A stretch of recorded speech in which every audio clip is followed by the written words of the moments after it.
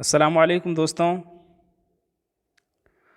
Urdu study channel پر آپ تمام کا خیر مقدم ہے، آپ سب کا استقبال ہے۔ دوستوں، آج ہم نظم کے بارے میں پڑھیں گے۔ نظم کیا ہے، کس زبان کا لفظ ہے اور اس کے معنی کیا ہیں اور اس کی کتنی اقسام ہے۔ دیکھیے ساتھیوں، نظم جو ہے حیت کے لحاظ سے، حیت کہتے ہیں ساتھیوں بناوٹ کو، حیت کے لحاظ سے اور موضوع کے لحاظ سے، دونوں الگ الگ قسمیں ہیں۔ نظم کی حیت یعنی بناوٹ کے لحاظ سے الگ قسمیں ہیں، یعنی رچنا کے آدھار پر الگ قسمیں ہیں، اور موضوع یعنی وشے کے لحاظ سے اس کی الگ قسمیں ہیں۔ تو سب سے پہلے ہم نظم کی حیت کی جو قسمیں ہیں یا حیت کے اعتبار سے جو نظم کی اقسام ہیں ان کے بارے میں پڑھیں گے۔ تو دیکھیے، نظم جو ہے عربی زبان کا لفظ ہے۔ کس زبان کا لفظ ہے؟ عربی زبان کا لفظ ہے، جس کے معنی ہے آرائش، زیبائش، سجانا، ترتیب دینا، انتظام، بندوبست اور لڑی میں موتی پرونا کے ہیں۔ یہ تمام الفاظ جو ہیں نظم کے معنوں میں شمار کیے جاتے ہیں۔ دیکھیے، نظم کے معنی ہوتا ہے آرائش، آرائش کہتے ہیں کسی چیز کو سجانا، زیبائش بھی سجانے کو ہی کہا جاتا ہے، سجانا، ترتیب دینا، کسی چیز کو ترتیب سے رکھنا یا الفاظ کو صحیح ترتیب سے جمع کرنا، اسی کو کیا کہا جاتا ہے؟ نظم کہا جاتا ہے۔ انتظام، بندوبست بھی نظم کو کہا جاتا ہے، اور لڑی میں پرونا، یہ بھی ساتھیوں نظم کے معنی ہیں۔ بعض لوگوں نے اس کو موتیوں میں لڑی پرونا بھی لکھا ہے، لیکن اصل معنی ہے اس کے لڑی میں پرونا۔ اب دیکھیے، اصطلاح میں یعنی اس کی پریبھاشا کیا ہوگی؟ اصطلاح کس کو کہتے ہیں؟ پریبھاشا کو کہا جاتا ہے۔ اصطلاح میں ہر قسم کی شاعری کو نظم کہا جاتا ہے۔ جتنی بھی شاعری ہوتی ہے وہ تمام کی تمام کیا کہلاتی ہے ساتھیوں؟ نظم کہلاتی ہیں، جس میں کلام موزوں کو پیش کیا جاتا ہے۔ کلام موزوں کس کو کہا جاتا ہے؟ نپی تلی باتیں، وہ باتیں جو اصولوں کے مطابق کہی گئی ہوں ان کو کیا کہا جاتا ہے؟ کلام موزوں کہا جاتا ہے۔ دیکھیے، نظم جو ہوتا ہے اس کو کلام موزوں کہا جاتا ہے، اور نثر جو ہوتا ہے یعنی گد بھاگ جو ہوتا ہے اس کو کلام غیر موزوں کہا جاتا ہے۔ موزوں اور غیر موزوں دونوں میں فرق یہ ہے کہ موزوں جو ہوتا ہے وہ شاعری ہوتی ہے، اور کلام غیر موزوں جو ہوتا ہے وہ کیا ہوتا ہے ساتھیوں؟ نثر کا حصہ ہوتا ہے۔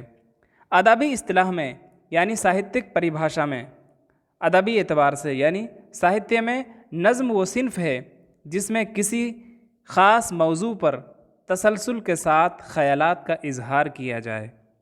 دیکھیے، نظم کی تعریف ہم یوں بھی کر سکتے ہیں کہ نظم وہ صنف ہے، یعنی بات کو پیش کرنے کی وہ قسم ہے جس میں کسی خاص موضوع پر یعنی کسی خاص وشے پر تسلسل کہتے ہیں لگاتار، تسلسل کس کو کہا جاتا ہے؟ لگاتار تسلسل کے ساتھ خیالات کا اظہار کیا جائے۔ یعنی نظم میں جو نظم نگار جو ہوتا ہے، نظم کا کہنے والا جو ہوتا ہے، وہ تسلسل کے ساتھ اپنے خیالات کا اظہار کرتا ہے۔ نظم کے لیے اب دیکھیے، بہت امپورٹنٹ بات ہے یہ، نظم کے لیے ایک مرکزی خیال ہوتا ہے۔ غزل جو ہوتی ہے ساتھیوں اس میں کوئی مرکزی خیال نہیں ہوتا، جبکہ نظم جو ہوتی ہے اس کے لیے ایک مرکزی خیال ہوتا ہے، یعنی کیندر بندو ہوتا ہے، ایک اس کے لیے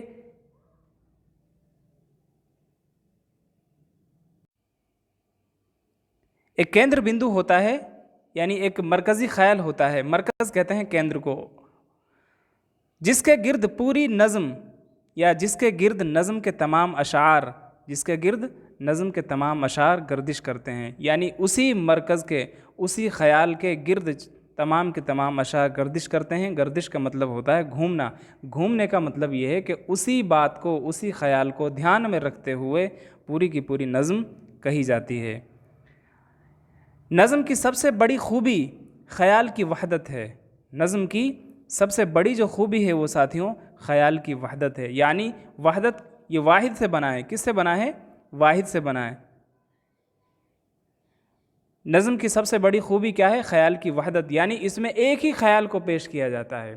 یعنی اگر کوئی نظم کسان کے اوپر لکھی گئی ہے تو اس کے اندر کسان کی باتوں کو ہی، یعنی کسان کے سے جڑی ہوئی تمام باتوں کو ہی پیش کیا جائے گا، یعنی اس میں ایک ہی خیال کو پیش کیا جاتا ہے.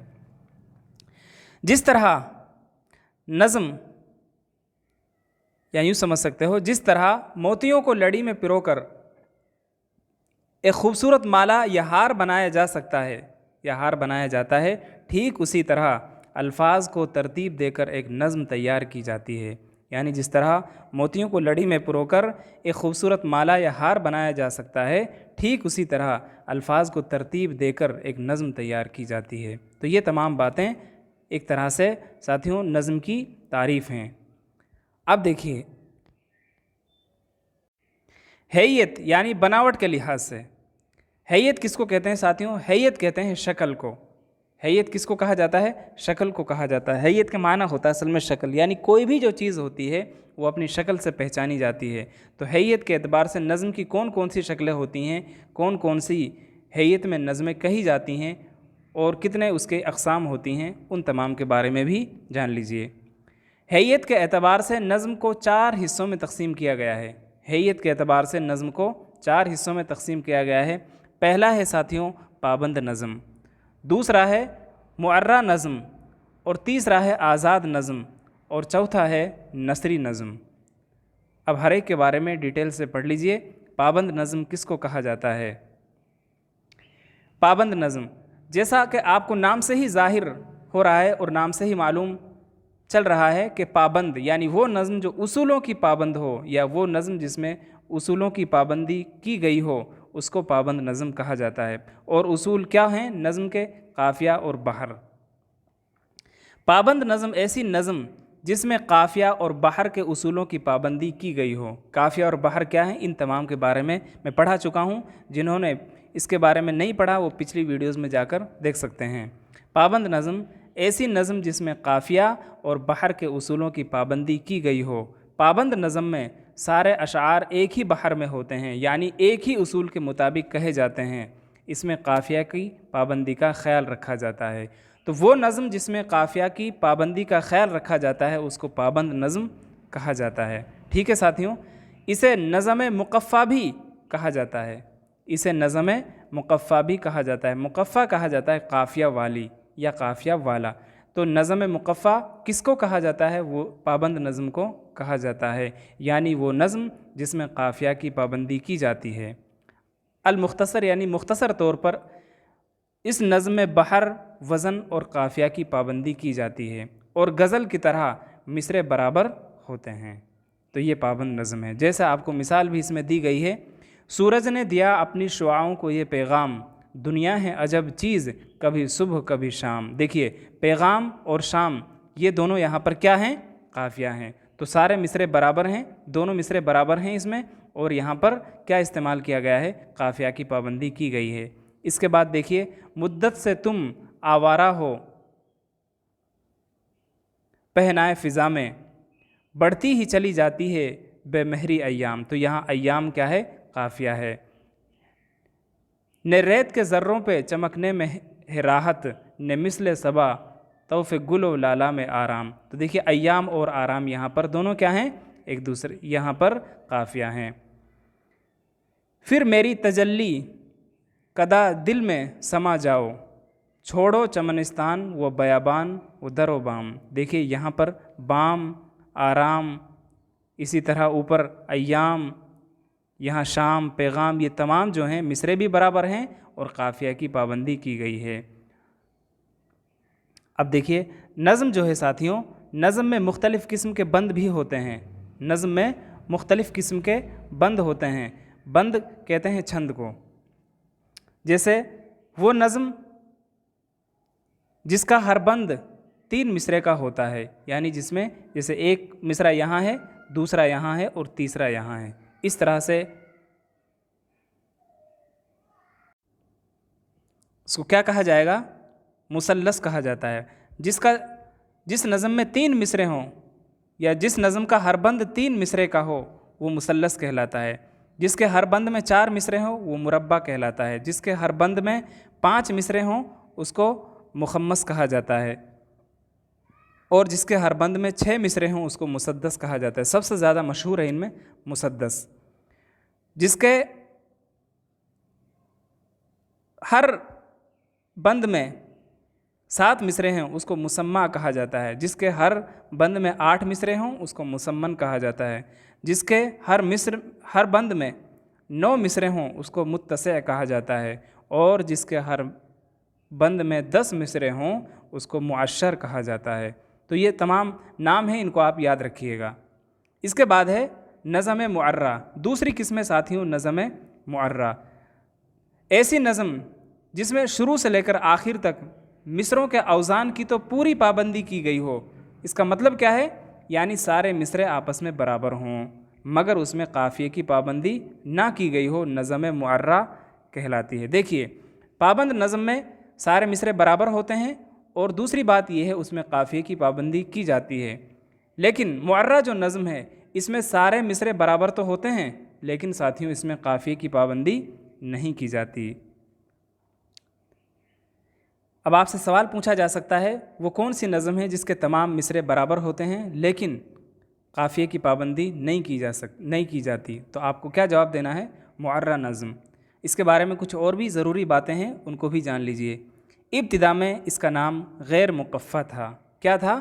غیر مقفع۔ مقفع کس کو کہتے ہیں؟ پابند نظم کو کہا جاتا ہے، اور غیر مقفع معرہ نظم کو کہا جاتا ہے، چونکہ اس میں قافیے کی پابندی نہیں کی جاتی۔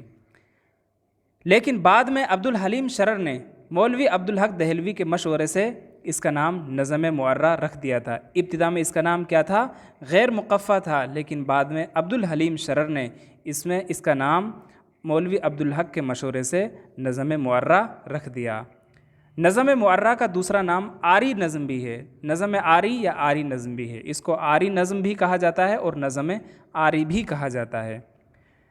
یہ انگریزی سے اردو میں آئی ہے، اس کو انگریزی میں بلینک ورسز کا نام دیا جاتا ہے۔ یہ ضرور یاد رکھیے گا، آپ سے سوال پوچھا جا سکتا ہے کہ یہ معرہ نظم کے لیے انگریزی زبان میں کون سی اصطلاح استعمال کی جاتی ہے، یا بلینک ورسز جو ہے اس کے لیے اردو کے کون سی اصطلاح استعمال کی جاتی ہے، یا اردو میں کون سی اصطلاح اس کے لیے رائج ہے۔ اس نظم میں قافیے کی پابندی نہیں ہوتی، بہر اور وزن کی پابندی ہوتی ہے، یعنی اس کے تمام اشعار ایک ہی وزن میں ہوتے ہیں، ایک ہی وزن پر ہوتے ہیں۔ جیسے دیکھیے، کھیلتا ہے چمن میں فوارہ، پتیاں گر رہی ہیں گردہ گرد۔ دیکھیے یہاں پر نہ یہاں قافیہ ہے اور نہ یہاں قافیہ ہے۔ زرد اودی سفیدی نیلی سرخ، رنگ ان کا وہ غیروں کے مانند،